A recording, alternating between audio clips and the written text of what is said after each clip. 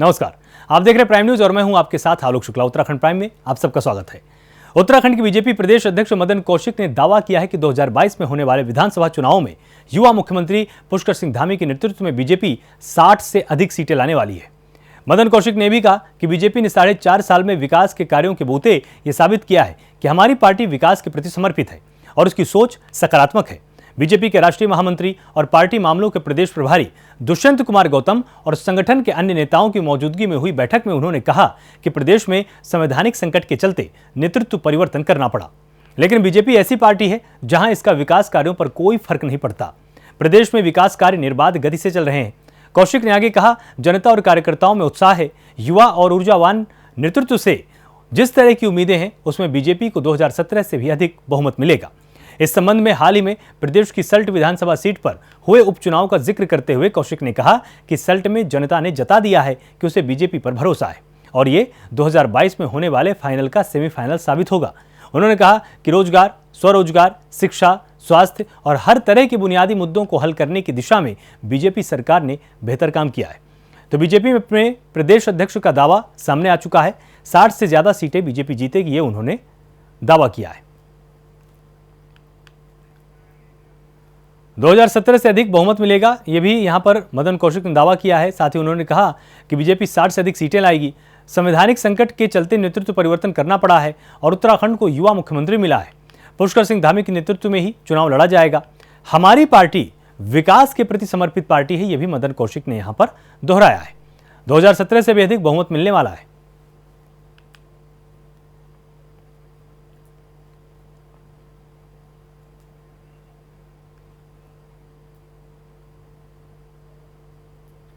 मसूरी उप जिला चिकित्सालय में कोरोना काल में रखे गए 12 कर्मचारियों को 1 महीने बाद निकाले जाने पर कर्मचारियों के साथ सामाजिक कार्यकर्ताओं ने अस्पताल के मुख्य गेट पर स्वास्थ्य विभाग और अस्पताल प्रबंधन के खिलाफ जमकर प्रदर्शन किया है।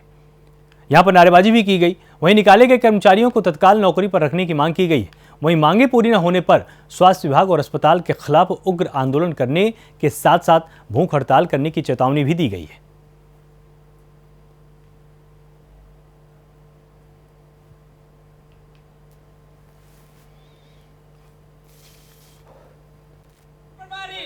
सब जगह जा रहे हैं, सबको वार्न कर रहे हैं हर चीज़ के लिए कि हमें रखे जाए, हमारी मांगे पूरी करे जाए, पर कोई सुनने को तैयार नहीं। उस दिन मंत्री जी यहाँ सिविल पे आए थे, उन्होंने मीडिया के सामने खुद आश्वासन दिया था कि ये कुछ भी बच्चे इनका भी जैसे भी है एडजस्टमेंट करो आप और इन्हें रखे जाए। और हम उसके बाद कोई सुनवाई नहीं हुई 3 दिन तक। फिर 3 दिन के बाद हम उनके कार्यालय देहरादून में भी गए।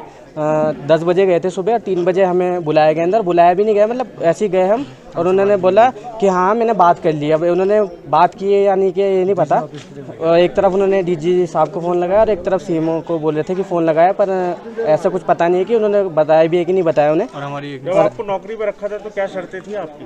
तो उन्होंने उस टाइम कोरोना पीक पर था। उस टाइम यहाँ पे कोई ऐसा नहीं था कि क्या बोलते हैं तुम्हें डॉक्यूमेंट्स का ऐसा कुछ है, कुछ नहीं है। उन्होंने बोला कि आप लग जाओ, ज्वाइनिंग कर लो, डॉक्यूमेंटेशन आपका होते रहेगा।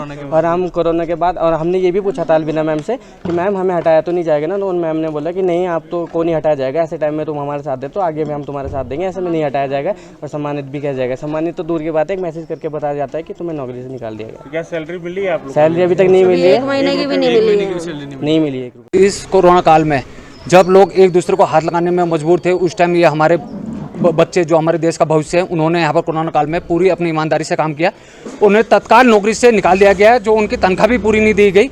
इनके भविष्य खिलवाड़ किया गया है, जो इसमें हम आंदोलन की चेतावनी देते हैं इन्हें कि अगर इनके भविष्य से खिलवाड़ किया जाएगा तो हम खुद आंदोलन की चेतावनी देते हैं। खाली घोषणाओं में रहती है, जो सरकार का बोलना है खाली घोषणाओं में, और जो हमारे कोविड प्रभारी है खाली घड़ियाली आंसू बहाते हुए नजर आते हैं, पर उन्हें जनता की सुध नहीं ली जाती है। एक तरफ तो बोलते हैं कि मैं यहाँ बच्चों के भविष्य के हमेशा दमदार खड़ा हूँ, पर एक तरफ देखा जाता है कि बच्चों को गुमराह करने के लिए वो हमेशा घोषणाएं में लगातार करते रहते हैं। तो 2 महीने की इनके सैलरी एग्रीमेंट किया गया था, 3 महीने का, तो 1 महीने की भी इनकी सैलरी नहीं दी गई है। इसमें मुझे लगता है कि इसमें खिलवाड़ किया गया है। चमोली जनपद मुख्यालय गोपेश्वर के कलेक्टर भवन के सामने सभी कलेक्ट्रेट कर्मचारियों ने 1 दिन का सांकेतिक धरना कर एडीएम को ज्ञापन दिया है। दरअसल बीते कुछ दिनों से सोशल मीडिया पर वायरल एक वीडियो को जिलाधिकारी और जिला प्रशासन चमोली की छवि को धूमिल करने का प्रयास करते हुए गलत तरीके से दिखाया जा रहा है।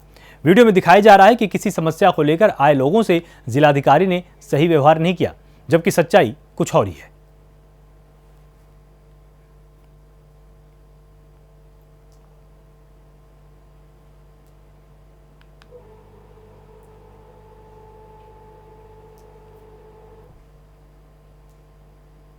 महोदय के कार्यालय में दिनांक 28/6/2021 को कुछ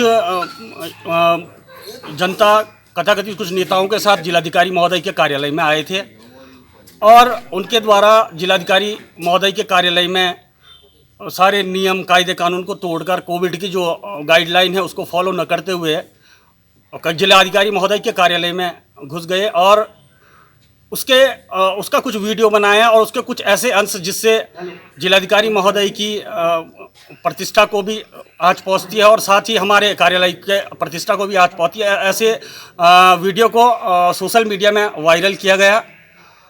इसी परिप्रेक्ष्य में हम सभी लोग जो यहाँ पे कलेक्टेड परिवार में हम लोग जो यहाँ पे सेवारत हैं, जब जिलाधिकारी महोदय ही यहाँ पे असुरक्षित हैं, वो ही सुरक्षित नहीं हैं, तो हम अपनी सुरक्षा की कैसी गारंटी लें। तो इसी को देखते हुए हमने जिलाधिकारी महोदय को, आज जिलाधिकारी महोदय थी तो अपर जिलाधिकारी महोदय को एक ज्ञापन सौंपा है, जिस ज्ञापन के माध्यम से हमने ये मांग की है कि हमको भी सुरक्षित रहने के लिए आवश्यक कार्रवाई अपने स्तर से करें और इसके अलावा जिन लोगों के द्वारा ये गलत प्रसारित इस वीडियो को किया जा रहा है, उनके खिलाफ कानून की सुसंगत धाराओं के अंतर्गत तत्काल मुकदमा दर्ज किया जाए। कर्मचारी यूनियन है कलेक्टिव मिनिस्टर संघ, उनके द्वारा एक ज्ञापन प्रस्तुत किया गया है कि व्हाट्सएप में कुछ लोगों द्वारा अनर्गल और भ्रामक संदेश प्रसारित किए जा रहे हैं और उनके द्वारा अपनी सुरक्षा की मांग की जा रही है।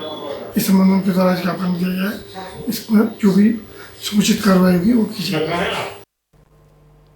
टिहरी जिले के नरेंद्र नगर विकासखंड कार्यालय में प्रधान संगठन के प्रधानों ने अपनी 12 सूत्री मांगों के निराकरण को लेकर ब्लॉक में तालाबंदी की और कहा कि अगर सरकार ने उनकी 12 सूत्री मांगों पर पूरी नहीं की तो वह आगे उग्र धरना प्रदर्शन करेंगे। जाहिर है कि 1 जुलाई से प्रदेश और जिले के सभी प्रधान अपनी 12 सूत्री मांगों को लेकर धरना प्रदर्शन तालाबंदी कर रहे हैं, लेकिन सरकार द्वारा इनकी मांग पर कोई भी सकारात्मक कार्रवाई नहीं की गई।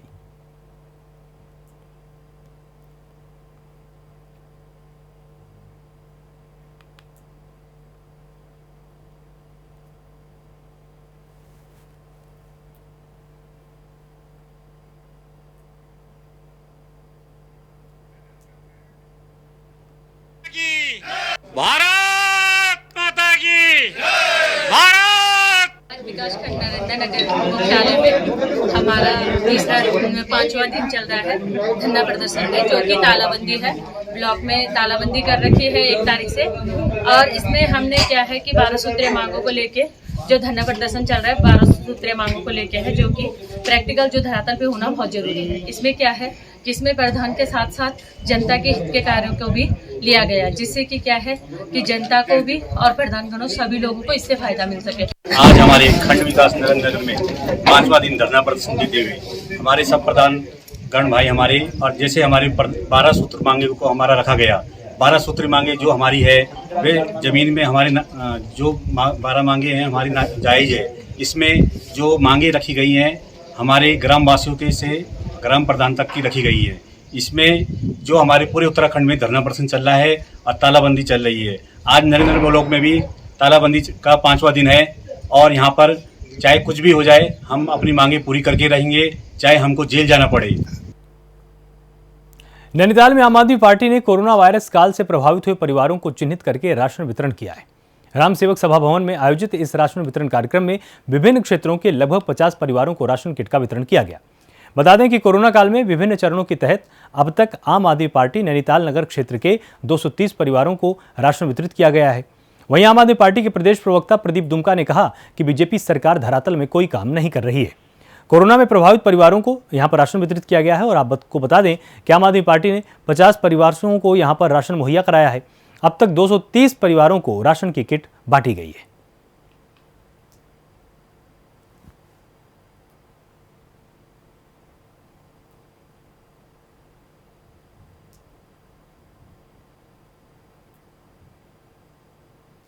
हुए पिछले 20 वर्षों का तीसरी बार मुख्यमंत्री नियुक्त किया है।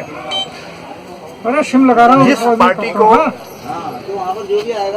प्रदेश की जनता ने प्रचंड बहुमत के साथ सत्ता पर काबिज करवाया, 57 सीटें दी, आज उस पार्टी को अपने मुख्यमंत्री बराबर बदलने पड़ रहे हैं। और पिछले 20 साल का रिकॉर्ड इन्होंने तोड़ दिया है और तीसरा मुख्यमंत्री नियुक्त किया है।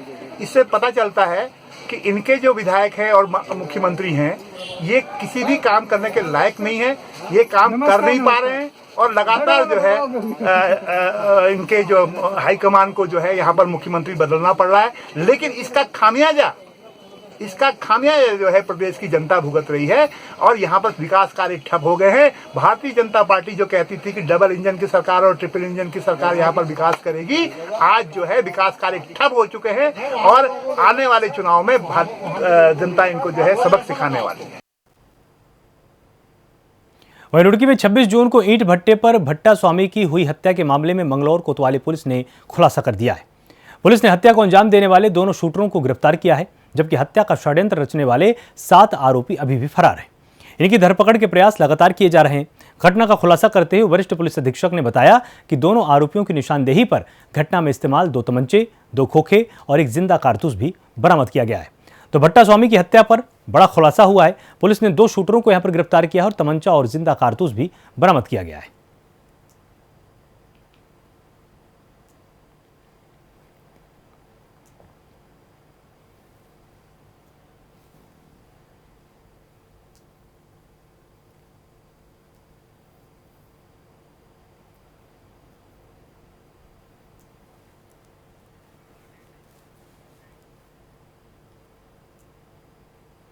नैनीताल में कुछ दिनों से लगातार पर्यटकों के आने से जहां चहल पहल दिखाई देती है, वहीं इस बात से नकारा भी नहीं जा सकता है कि अगर कोविड ने फिर पैर पसार दिए तो बहुत बड़ी मुश्किल सामने आ सकती है, क्योंकि नैनीताल की सरोवर नगरी में मौज मस्ती करते हुए नजर आ रहे हैं लोग।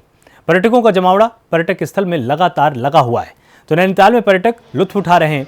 लगातार पर्यटकों की भीड़ देखी जा रही है।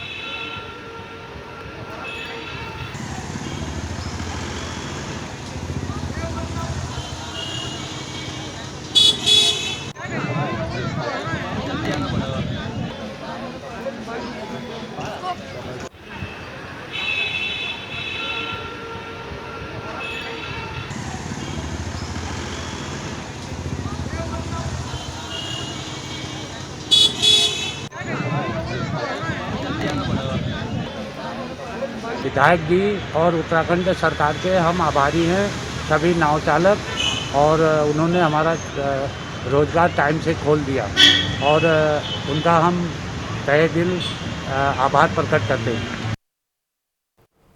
रुद्रप्रयाग में एक कार नदी की ओर गहरी खाई में गिर गई। कार में 6 लोग सवार थे। ऋषिकेश बद्रीनाथ राजमार्ग पर हुए इस हादसे में मां बेटी की दर्दनाक मौत हुई है। एक लापता है, जबकि 3 इसमें गंभीर रूप से घायल हैं। ये सभी लोग चमोली जिले के देवाल ब्लॉक के सोया गांव के रहने वाले हैं। सूचना पर police, SDRF, fire service, DDRF, जल पुलिस द्वारा संयुक्त रूप से राहत बचाव कार्य किया गया है। तो ऋषिकेश बद्रीनाथ हाईवे पर नदी में कार गिर गई है। मां बेटी की इसमें मौत हुई है और 3 घायल और 1 इसमें लापता है।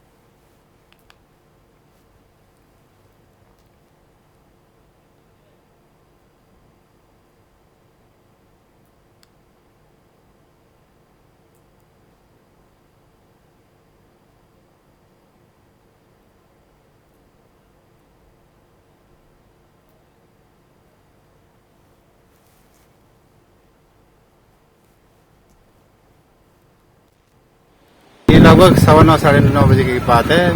हमें फायर से सूचना मिली कि पुलिस लाइन से थोड़ा आगे 100 मीटर आगे कोई गाड़ी नदी में गिर गई है। तुरंत मौके पे आके हमने एसडीआरएफ टीम और फायर की टीम मौके पे पहुंची।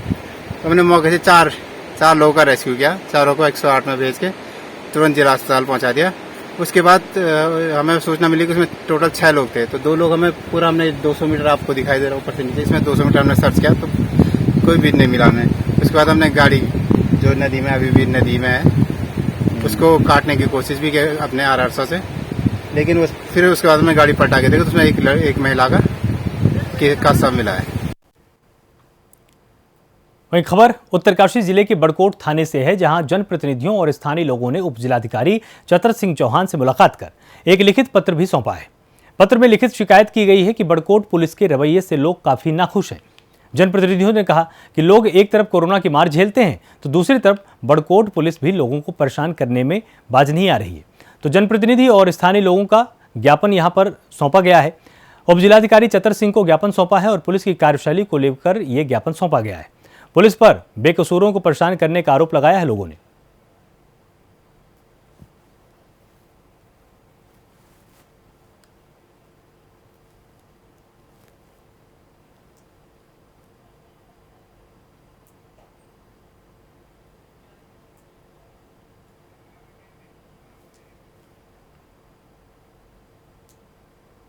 धारचूला के ब्लॉक सभागार में क्षेत्र के बीडीओ श्यामचंद की अध्यक्षता में जीवन ठाकुर ने हंस फाउंडेशन के सहयोग से सभी कर्मचारियों, कोऑपरेटिव पुलिस, आशा और पत्रकारों को कोविड से बचाव के लिए ऑक्सीमीटर, थर्मामीटर, मास्क, सैनिटाइजर वितरित किए हैं।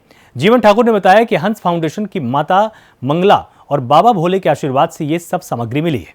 मैं और मेरी टीम सभी लोगों तक इस सामग्री को पहुंचाने का काम कर रहे हैं। तो ऑक्सीमीटर, थर्मामीटर और मास्क वितरित किए गए हैं। कर्मचारियों, पुलिस और पत्रकारों को ये बांटा गया है।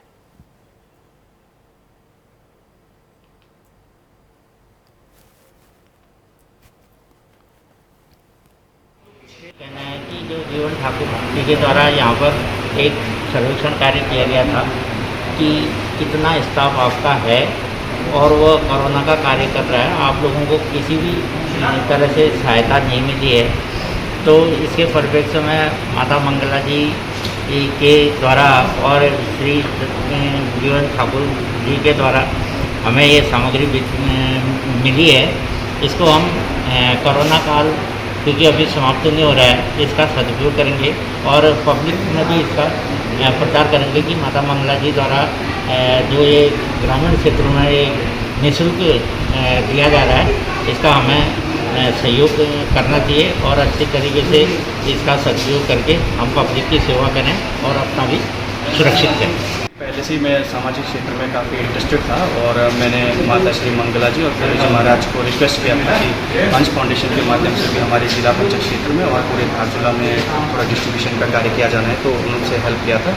तो उन्होंने हमारी बात को मानते हुए तो पूरे धारचूला के लिए हमारे पास सामान भेजा है और जिसको हम हर ज़रूरतमंद तक पहुँचा रहे हैं। आज हमने 200 ऑक्सीमीटर तहसील, ब्लॉक और जितने भी राजस्व निरीक्षक हैं उनकी टीम, कोऑपरेटिव्स के जितने लोग हैं और पुलिस थाने, अस्पताल वाले और जितने एएनएम, आशा जिनके ऑक्सीमीटर ख़राब हो चुके हैं उनको हम वैसे ही दे रहे हैं। तो आज का पहला दिन धारचूला का था जिसमें 200 ऑक्सीमीटर डिस्ट्रीब्यूशन का टारगेट रखा है, जिसमें से अभी लगभग 100 डिस्ट्रीब्यूशन होने वाले हैं और बाकी आगे भी हम जारी रखेंगे जैसे जैसे हमें मिलेगा, समय मिलेगा और अन्य जगहों पर भी हम करते रहेंगे। लालकुआं के एक व्यक्ति की रुद्रपुर में बेरहमी से पिटाई करने का मामला सामने आया है। बताया जा रहा है कि पीड़ित की पिटाई रुद्रपुर के एक पेट्रोल पंप स्वामी और उसके कुछ साथियों ने की है। इधर मामले में सख्त कार्रवाई को लेकर पीड़ित द्वारा लिखित शिकायती पत्र लालकुआं कोतवाली में दिया गया है। पुलिस क्षेत्राधिकारी प्रमोद शाह ने कहा कि उन्हें परिचालक की बेरहमी से पिटाई करने की बात पता चली है। उन्होंने कहा कि अगर मामले में शिकायती पत्र आया है तो ठोस कार्रवाई की जाएगी।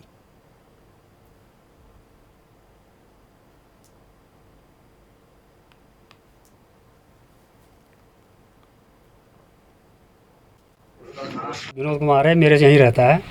यहाँ एक गाड़ी का फुटपाथ बनाया है, उसको गाड़ी भरता है, बाकी यहीं रहता है।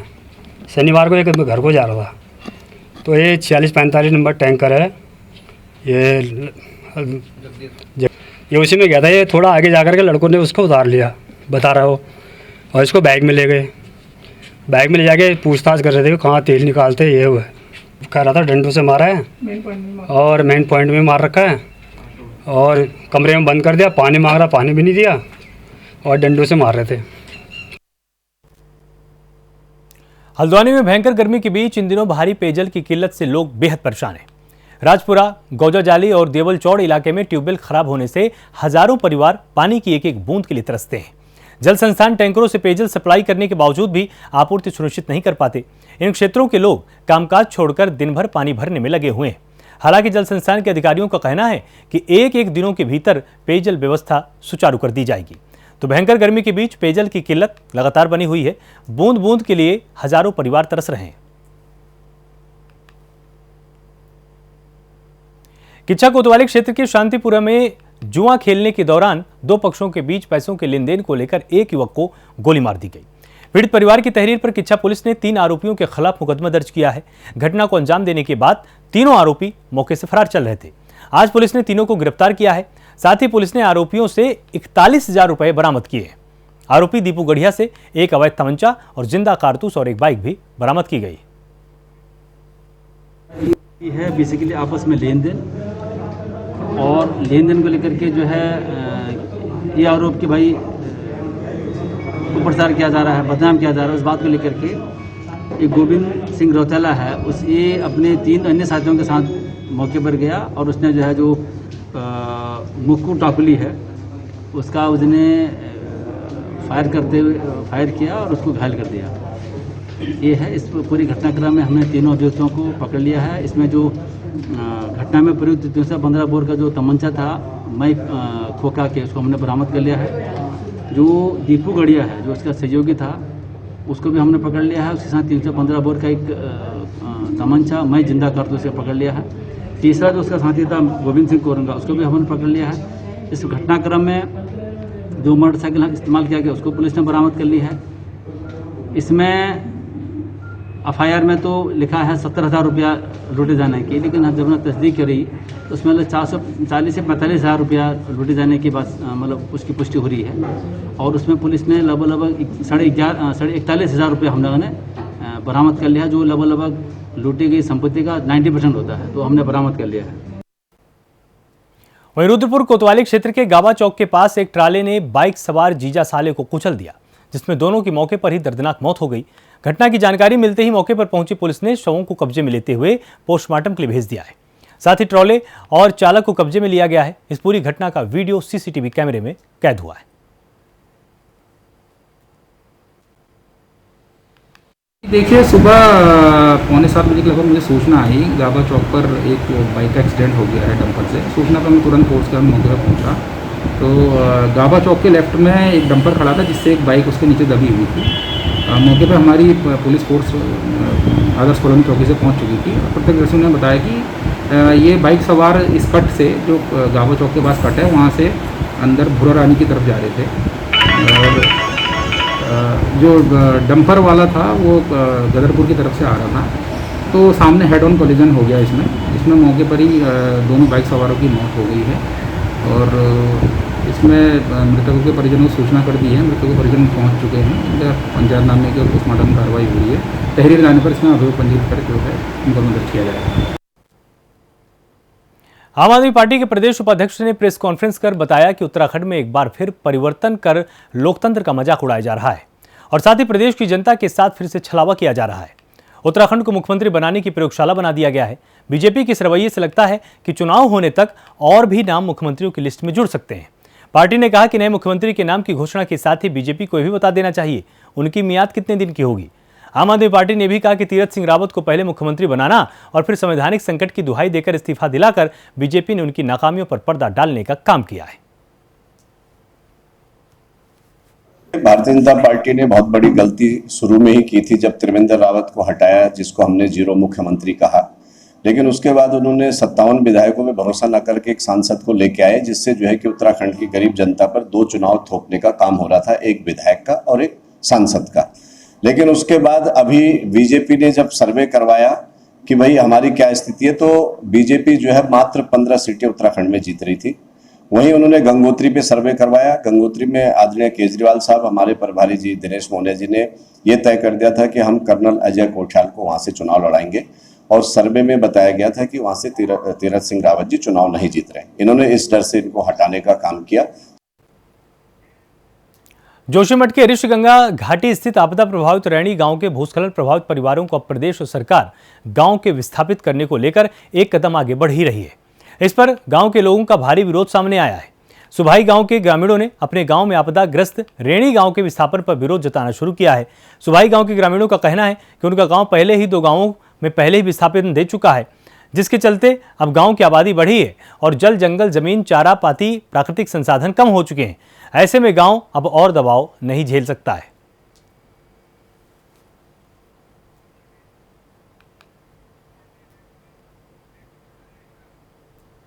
वहीं चमोली में ऋषिगंगा में आए जल प्रलय के सैलाब में लापता लोगों के परिजनों को 5 महीने बीत जाने के बाद भी कोई राहत राशि नहीं मिल पाई है।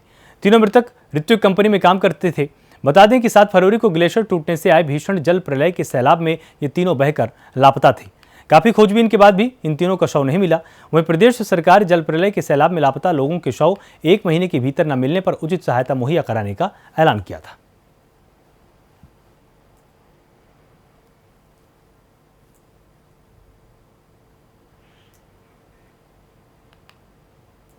प्रदेश में किसानों को ज्यादा फायदा मिल सके, इसके लिए प्रदेश सरकार ने किसानों को खरीफ की फसल के लिए अनेकों प्रकार की योजनाओं के तहत लाभ दिया है। इसमें अल्मोड़ा जिले में किसानों को धान की पैदावार को बढ़ाने के लिए अनुदान में धान के बीज के साथ जिले के किसानों की उत्पादकता को बढ़ाने के लिए बायो फर्टिलाइजर खाद दी जा रही है।